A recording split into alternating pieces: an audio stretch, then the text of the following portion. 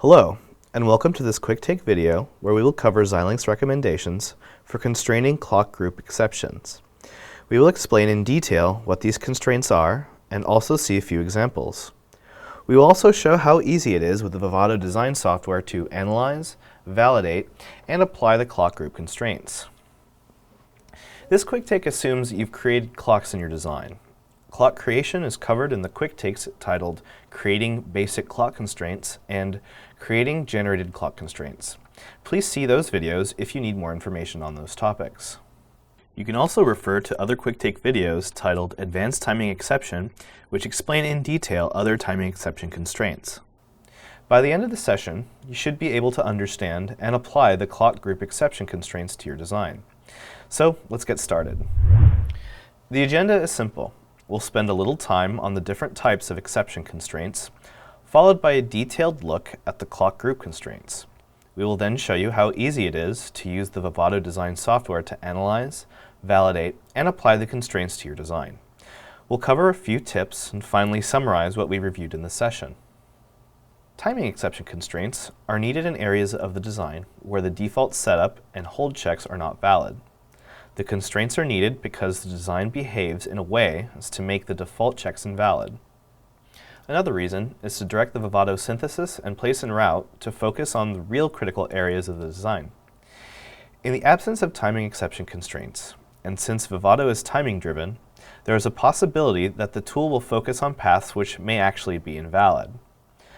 Omitting exception constraints will cause the tools to work overtime to optimize the invalid paths instead of the real paths, wasting runtime and device resources. The exception constraints are the set clock groups, the set false path, set multi-cycle path, the set min-max delay, and the set case analysis constraints. In this session, we will cover the clock group constraints in detail. Like all SDC-based timers, the Vivado timing engine times all clock transfers by default. This means that the user has to define clock relationships and cut analysis of clocks that do not have a common source, for example, asynchronous. The clock exception constraints include the set clock groups and the set false path constraints. Merely using the clock exception constraints doesn't mean that the design is safe. You must ensure that proper fail-safe mechanisms like a synchronizer or FIFO are also implemented if there are data paths across asynchronous clock domains. Over the next few slides, we'll review the clock exception constraints, set clock groups constraint, and the set false path constraint. Clock exception constraints are defined using the set clock groups constraints. The various clocks in your design can be asynchronous or logically or physically exclusive. The clocks are asynchronous if the clocks cannot be traced to a common source. For example, the MMCM or PLL output clocks are all synchronous because the clocks can be traced to a common source, which is the reference clock to the MMCM or PLL. Clocks through a MUX are logically exclusive.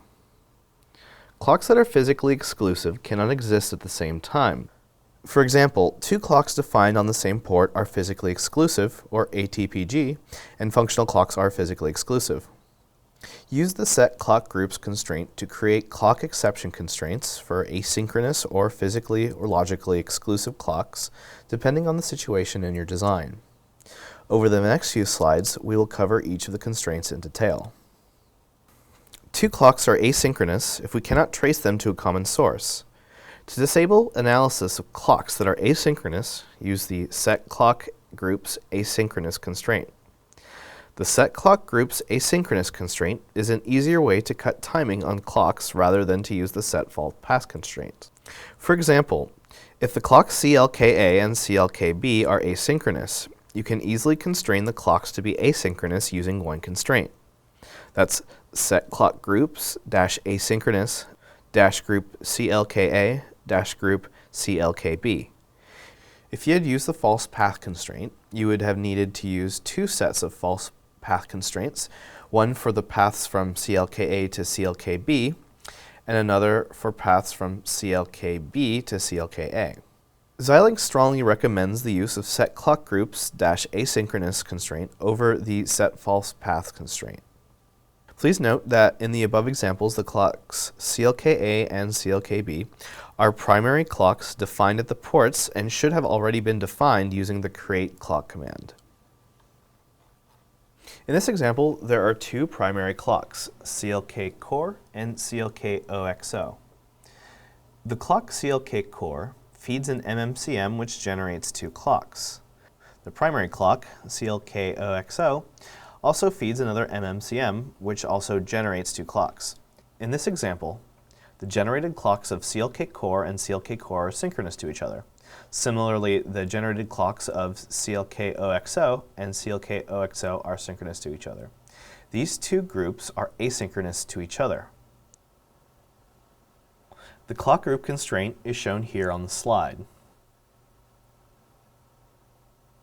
Remember that clocks are synchronous if they have a common source. In this example, an oscillator on the board feeds two MMCMs or PLLs in the FPGA. Since the MMCM generated clocks on MMCM1 and MMCM2 can be traced to a common source on the board, the clocks are synchronous to each other, and that constraint can be shown here. In this example, say you have four clocks, CLK50, CLK100, CLK33, and CLK66. You know that the clocks CLK50 and CLK100 are synchronous to each other. You also know that the clocks CLK33 and CLK66 are synchronous to each other, but the two groups are asynchronous. You'd like to define clock relationships so that the synchronous relationships is maintained. In such a situation, you can use this constraint shown on the slide. Here, div CLK1 is a divided clock of primary CLK1, and CLK-B is another primary clock. How do we define the relationship of these three clocks? The clocks CLK1 and div CLK1 are synchronous to each other. The two clocks CLK1 and div CLK1 are asynchronous to the CLK-B.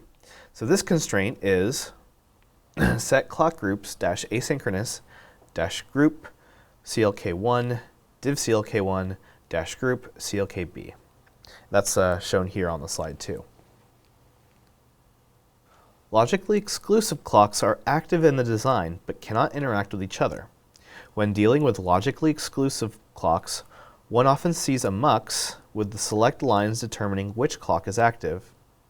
An important guideline to remember when creating logically exclusive clocks is that logically exclusive clocks shouldn't interact outside the mux. For the situation, as shown in the figure below, the clocks don't interact outside the mux, and the clock group constraint is written here on the bottom of the slide. In this example, there is a generated clock after the mux, and the question is how to constrain the clock relationship, assuming that the generated clocks after the mux don't interact outside the mux.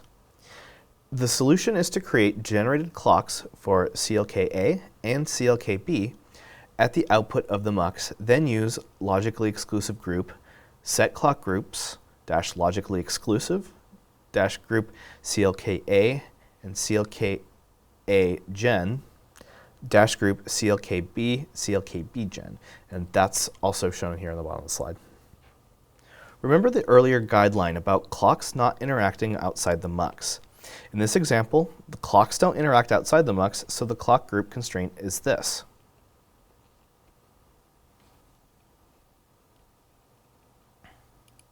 In this example, the clocks interact outside the mux.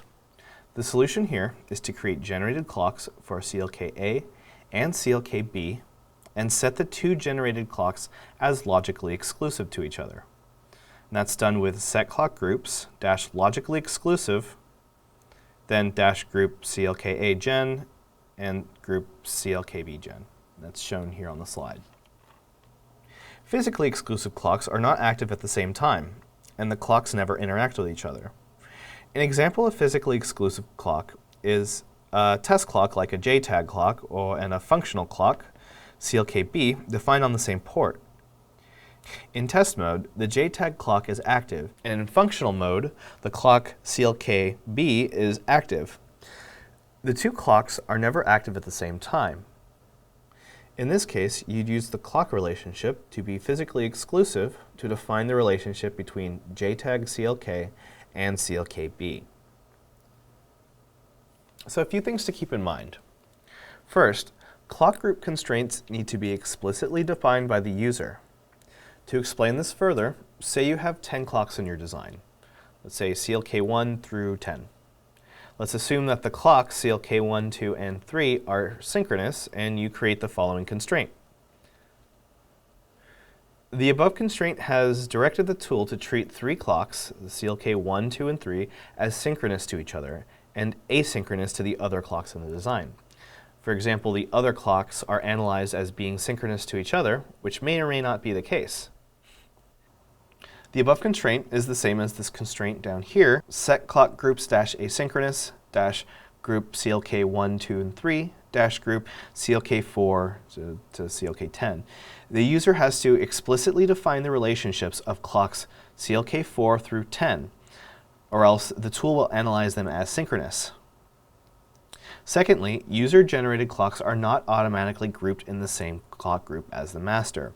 For example, if CLK1 gen is a user-generated clock of CLK1, then you need to also add the CLK1 gen to the same group as CLK1, as with the following example. The Vivado design software has a number of features that enable you to efficiently and correctly analyze and validate clock interactions. To be able to do so, you first need to ensure that all the clocks in the design are correctly constrained. Use the Vivado design software's reporting commands like report clocks, report clock networks, and check timing to ensure that all the clocks are correctly defined. The next step is to use report clock interactions to identify clock relationships. Recall that in SDC, all clocks are assumed synchronous unless the user provides explicit exceptions to direct the tool to ignore paths between clocks. The clock interaction report will help you visualize the relationships between clocks. The matrix is built of all combinations of all the clocks in your design, and is color-coded based on whether or not there is logic that enables data to cross between the clock domains, and whether that logic is currently timed. It also tells you if it is safe or unsafe, and whether there are partially constrained paths or paths that are ignored due to user exceptions. This is a very handy report for helping designers understand how they might have unintentionally built data paths into their design that might need a synchronization circuit, and if there's a path-specific constraint associated with each path. Once you have verified the clock interactions are valid, you can right-click on the clock interaction report to set your clock group constraints. In the previous slide, we saw how the report clock interactions provides you with a visualization of the clock relationship. The report also provides you with insight into the path requirement for setup WNS, hold WHS, if the two clocks have common primary clock, and whether the interclock constraints are timed or ignored, like false paths.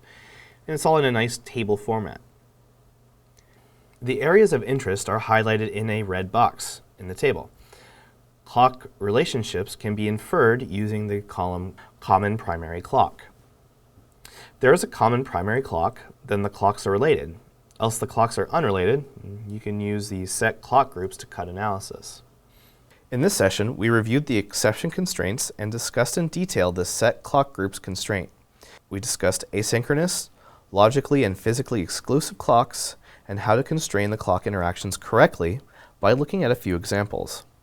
Finally, we also saw how to use the Vivado design software to analyze, validate, and constrain the clock interactions in your design. Thank you for watching.